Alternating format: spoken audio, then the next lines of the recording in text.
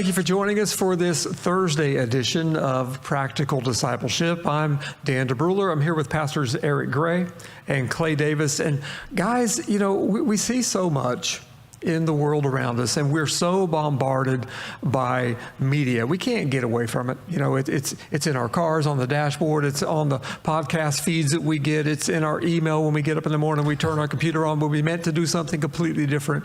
And we're just bombarded with one opinion after another. And we get to a point where what we feed ourselves and how we feed ourselves begins to inflict damage, I think, on our Christian values. We start to question things that we were never perhaps meant to question, or questioning them from a wrong standpoint. Do you agree?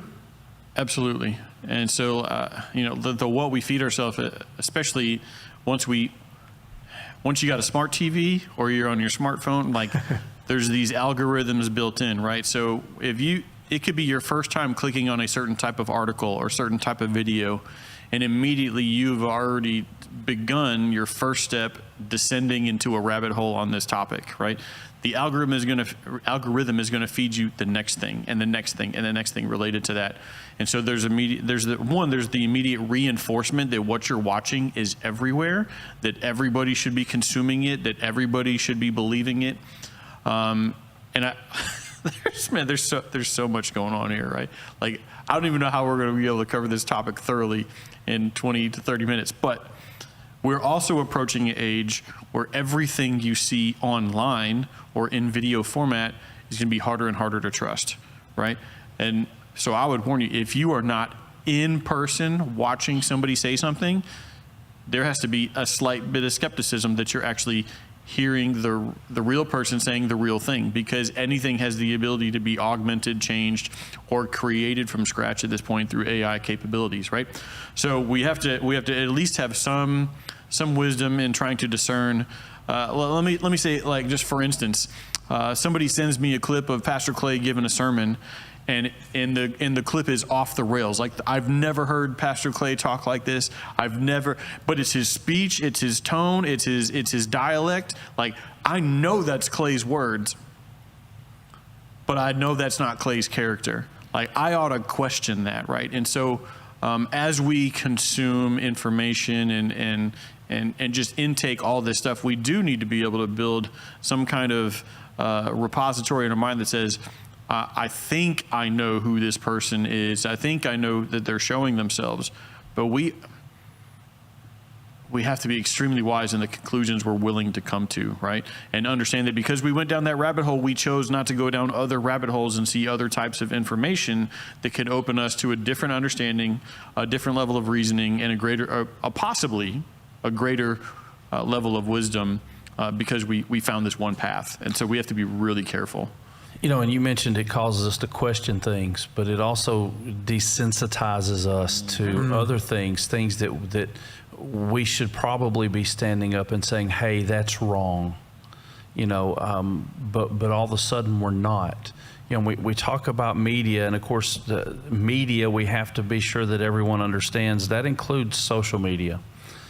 You know, and Eric, to your point, I've seen the clips of where they've done interviews with people.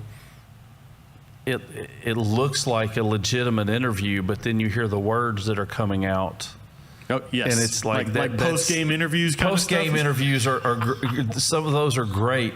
They've gone over and, you know, even laid audio over sporting events, where you hear the announcers, and all of a sudden the announcers, you know, running this string of profanities together, and you're like, okay, this is not some of it's really easy to, but it sounds just like them. It does. It sounds just like the person, but we have to really be careful that we don't allow the media to desensitize us to sin, because then you hear stories where someone their sin becomes exposed. And you hear the comments like, well, we've known all along this was not a very well kept secret. Mm-hmm. Okay, but if you knew all along that this was going on and you knew it was wrong, Why wasn't something said? See, we allow the influence, and media is so powerful. People don't what you feed yourself. We don't look at it that we don't look at it as though I'm consuming this content. We go back and I know that you can say that the extremes on TV were, back in the day, it was extreme when they wouldn't even show the husband and wife slept in the same bed. Mm-hmm. Okay, but there was at least a standard there that said there's certain things we just don't show. And now anything goes. Yeah, and so we become more accustomed to it, and these things become normal and acceptable. I use a Google browser. I'm not ashamed of the fact that I use a Google browser, but I have become aware of how they use those things to feed me what they think I want. So I have become quite accustomed to using the incognito mode, hoping that it really is what it is, or what it says it is, and that particular thing isn't tracked, because I don't want them to feed me. I don't want them to think them. It sounds almost like I'm working against a conspiracy. I don't want the algorithm to be feeding me things when I'm really only trying to figure something out, when I'm curious about something. I mean, you can't even use your favorite AI platform to ask a question without it beginning to form thoughts about what it is that you're looking for. And when it gives you a response, it's giving you an amalgamated response from a whole bunch of people. It's bringing all these things together and say, well, here the consensus says this, and based on what you asked, 14 sessions ago, I'm guessing you're looking for this, and it begins to feed us what it thinks we want. And as you talked about it in a sermon recently, we find what we're looking for. Yeah. And so we have to be careful, even when we're talking about doing your Google searches or whatever search engine you use and how you do that. What are you looking for? Are you looking for the truth of something, or are you looking for something to confirm what you already believe? Are you looking for sources that will fit the narrative that you already believe? Or are you wanting to know the reality? Because I used to be a teacher, mm-hmm. and we in the history and government classes, every Friday we would focus on current events. And one of the things I loved doing would be pulling up two different news sources. I used Fox News, their website, and CNN, because they were... You're going to get opposing views, You right? can't get much more opposing foundational views than those. Just to prove a point, to make sure that the students understood, not only is it the point of view or the what is said in the article, but headlines. We don't realize that where they position stories, the fact that this story has this massive headline, mm-hmm. it's in massive print, it's got a giant picture, that signals to us that that's the most important story. And it's always amazed me that typically whatever is the top story on one, if it's even on the other one, it's number 12. You've got to hunt for it. You've got to search to find it. It's buried somewhere. It may be there, but it's not. And we don't even realize that even in that is a form of, for lack of a better word, manipulation. Yeah. Well, and the writing on those two articles is going to be completely shaping a different view for you, right? So one would be celebrating and the other would be condemning, right? Yeah. I was recently trying to figure out what was going on in a current news story, and you mentioned going to news sources which are basically diametrically opposed to one another in their slant on things or in their approach to things. That'll be nicer. And I found myself going to BBC. I thought maybe I could get an unbiased opinion. Man, I was wrong again, mm-hmm. Because all I got was people who were more argumentative. Because the British newscasters, they will argue with the people they bring on for to learn stuff. So it was worse. And all I really wanted to know is what's the truth. I was looking for the truth, and it was difficult to find anywhere. And when you get to the end of the day, you realize, you know what? Nobody knows but those two people. The two people who were involved in this, they're the only ones who actually know. And they're probably confused about what the actual truth is too, right? Because they've got emotions and perspectives and everything in there. And they've got advisors telling them what to think. It's really sad. Why do you think we are so, as a culture, obsessed with these things that not just divide us as people one against the other, but they begin to divide us within ourselves? What do you think our fascination is? Why do we do it? So, oh man, I mean, there's a lot of reasons, right? So I would say most of us, even the men who deny it, even the women who deny it, we like a little more drama than we admit we do, right? And almost anybody who tells you that they're not into drama is definitely into drama. But we like somebody else's drama. We do. We do. Sometimes I think it's that we like somebody else's drama because it makes us feel a little bit better about our situation. Because, look, my situation, there may be some drama in my life, but look at that. Yeah. I'm not as bad as... I'm not... That, my life is not that bad. Look at what they're going through. Look at what they did. And we Yeah, so we get to build up ourselves with our haughty, our high level opinion because we're on the outside and we can see everything and somehow believe we know everything. So we like to think we have the right opinion. We like to think we chose the right side, or we're on the right side of history, or whatever it may be. You know, that's the new common phrase going out there, right? But I think we like to spectate. No different than, you know, the Roman people sitting in the Colosseum watching the sport of others go at it, and it's entertaining because we're foolish sinners. I think something we need to recognize, that Christian or not Christian, is media is a tool. Media is typically not neutral, and very seldomly perfectly aligned with the truth. You know, even with the best intending reporter and the best intending publisher, they're still dealing with retrieving information from flawed people and flawed sources. So it's rarely going to be perfect information. We also need to understand the type of media we're consuming.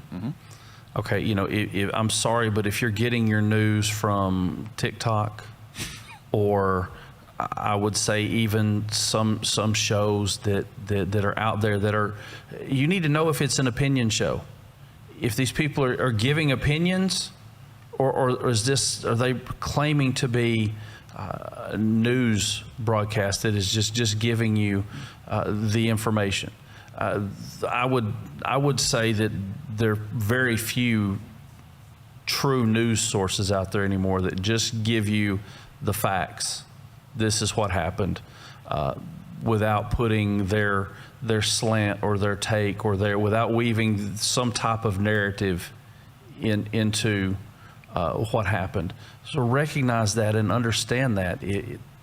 If you're watching, there's nothing wrong with people giving their opinions. I mean, that's what we do a lot. But don't take that then as, oh, that's news, or that's the reality of what happened. Yeah, and we get to this place where we hear the exact same thing. I mean, if you pulled 15 news sources together, and suddenly you keep hearing this one phrase over and over, and you realize somebody coined that somewhere along the line, and then these other people thought, well, if they're talking about it, I better talk about it. I better say it like this so the people know that I'm just as smart as they are over there. And we begin getting this thing, and often it's just some spin on the truth. And Eric, I thought it was great that you brought out how people are able to use artificial intelligence to create something from scratch, to create a narrative in a form that looks believable from scratch. And let me just say, I've spent the bulk of my adult life editing what people say, not in a way that would lead people to believe a lie, but in a way so that in most cases they'll sound a little better. They don't say as much, or they don't go in the microphone. But I change things so that people come off a little. Sorry polished, right? Sorry if you were one of the people, but where it sounds a little better. I mean, I wish I had somebody to edit me. That'd be great. But I don't. But I realize that we can make people say what we need them to say. I've had people record things, and after they leave, half hour later, I realize they said the phone number wrong. And so I'll go in and I can fake a voice and bring that voice in there to make that 8 into a 7, whatever I need to do to make that Ultimately, work. to help them, right? Yeah, so I have done that to help. So I know that we can fake things. And I have seen things recently, where, we see some pastor, somebody behind a pulpit preaching a message that is absolutely contrary to the gospel truth. Mm-hmm. And then, the commentator come on and say, folks, that was AI. Yeah. And so you're right. And it's happening a little bit more than we want to believe, but I think we already know these are things that are going on around us. We're being misled so often, and that's the power of media. Well, and even with that, even if AI is not being used to create something, understand most people don't talk in sound bites. Well put. And so often, I mean, I've said stuff in a sermon before that if you pulled that one phrase out, you could make it sound like I was saying something that was wrong or went against what the Scripture says. But there was a point in that, and you have to have the greater context. And so often the media, because we all have the sources we trust, right? And not all of them are trustworthy. Not anymore. But I used to. So be careful with that. But if you hear a soundbite, you need to know the whole context of it. You need to know what was the point. We've seen it's happened. They've done it in politics. We've seen editing so that even with an interview, the interview asks a question and the person responds, but that wasn't the response they gave to the question that was just asked. They've manipulated. We have to understand all of this and just be aware. I'm not anti-media, okay? But as Christ followers, we have to stand on the fact that it says, "You shall know the truth, and the truth will set you free." There's freedom in the truth, but we can't just accept everything because it comes from, I hate to say it, but even a source that may have Christian or Christianity in the name. Mm-hmm. We have to, I've been hearing some stuff about this particular person supposedly said some things about this other famous person, and videos all over the place of people reacting to what this first person said, but yet I can't find any proof that it actually happened. That it actually happened. Well, that's because it's like, so wait a second, there's a problem. We're drowning in the commentary about the event, right? Or that it even exists in the first place. Or that it even is a legitimate event in the first place. So we get hung up, and people are just, like you said, it's like, oh, this person's talking about it, so I better do a video on it. I better talk about it. Mm-hmm. Yet, was it really an event? Did it really happen? Have we gone back and heard the whole interview, or did we just pick up? We have to be careful with that. No different than reading one Bible verse by itself and not having context for what was being said. There you go. Right? Or even reading one translation of the Bible. Exactly. Because you go to another one, you don't know either of the translators or their teams of translators. And so sometimes when you read it somewhere else, it says it a little bit differently and begin to understand it a little better. And then you realize, as one preacher said, well, the King James is the only real version. They use it to correct the Greek. I forget where I saw that. I remember. Yeah. But come on, man. I think he was talking about specifically the 1611 too, or whatever. But so we know there is definitely some bad media out there. Yeah. We know there's an attempt for some neutral media out there. I have hope that there's good media out there for us to intake, but how we process it is really like, what is the Christian response, right? And I would say, I'm going to offer mine, and then obviously ask for what your guys' advice would be for everybody encountering that. I would say first, if the media that we're intaking is causing an emotional response, we need to take a look at, one, why is it causing an emotional response? It's literally a video, or we're reading an article. Is there like righteousness in this anger, and what am I inspired to do with it? Is it causing me to bring accusation and condemnation to somebody based on what I'm reading? Am I willing to go looking for another article that tells me something different that would help me to believe better about this person, or that they made a mistake versus that they're a horrible person? So what position is it bringing me into? And here's the thing, like, I think most of us at this point, we're far better at telling you what we're against, what we hate, what we don't want, what should be outlawed in our society, than we are about what's good and positive and uplifting within society for us to be flourishing. And so if we're focused on all these negative things, I encounter, plenty of negative things in all of my doom scrolling.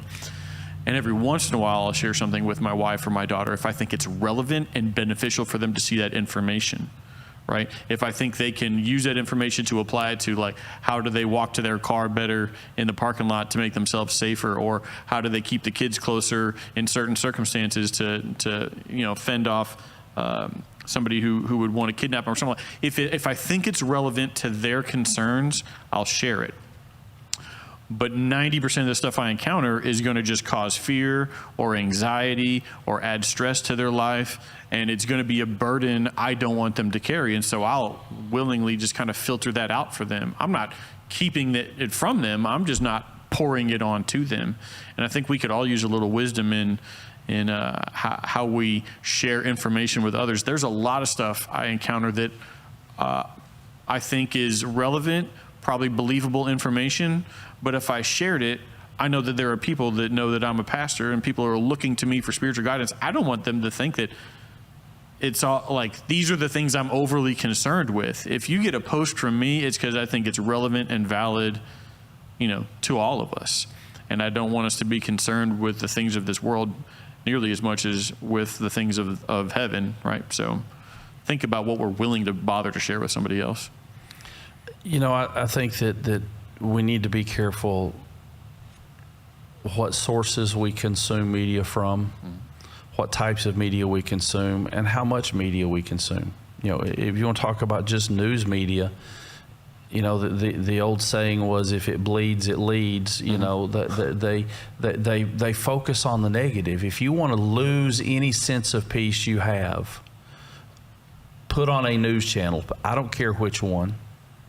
This is not about Fox News versus CNN. You pick your favorite news source, put their broadcast on, and just leave it running all the time, and your peace will be gone, because fear sells, and that's what a lot of it is. Well, we understand that as Christ followers, it says He has not given us a spirit of fear, right? If it's not of faith, it's sin. So we can't walk in that fear. It doesn't matter how much they try to sell it to us, how much they try to convince us that the world is falling apart. Well, duh.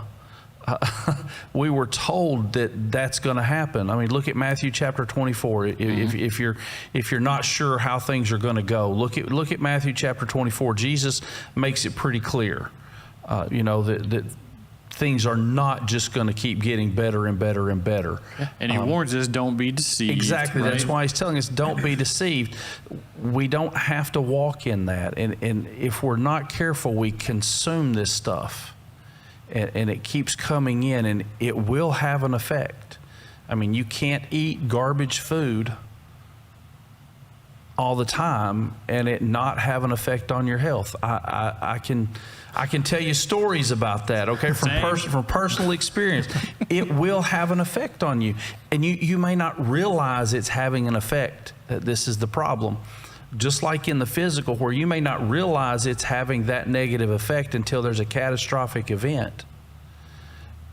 Spiritually, you may not realize the effect it's having on you until there's that moment. And how do we respond?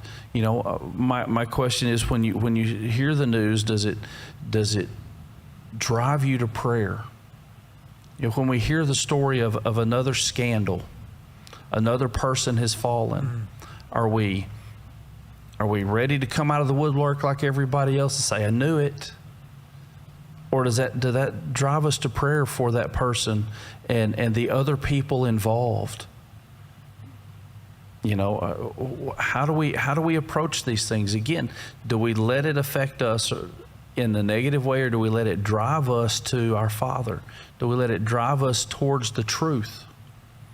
Yeah, I would say, I'm sorry. In those instances, I would say, that's Jesus is our life coach, right? Like and everybody on the news now is not. 40 years ago, the news was probably the news, right? I think ever since cable news, it's really kind of changed, right? Instead of telling you what happened, they're telling you what to think about what happened, or what is happening, or what's going to happen, right? If we are letting anybody other than Jesus tell us how to respond to an incident or a circumstance or whatever, we're taking bad advice. We should always go to him for what does he say? What does his word say? What does his example say in dealing with anybody or any circumstance? Yeah, and ultimately what we're talking about here is the influence of media on Christian values. And Eric, I love what you said there. Look at what you're consuming. Consider what you're consuming. Does it cause an emotional response in you? And you brought up, we're told to not be anxious, to not have fear. So if what media you're consuming evokes a response, an emotional response from you, whether that's fear or anger or a sense of vindication or even joy, if it changes the way you're thinking, if it goes contrary to what we know to be the character of God, which we are to reflect, these are where we get our Christian values, the character of God.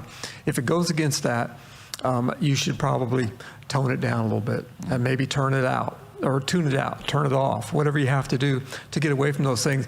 But it comes down to us changing our habits, changing what we're willing to consume, because what we're willing to consume will ultimately change how we think, and what we think changes who we become. And we're told to be transformed by the renewing of our minds, and we do that through a relationship with Jesus Christ. Thank you so much for being here with us. If you got comments, we welcome them, and we look forward to talking to you again next week.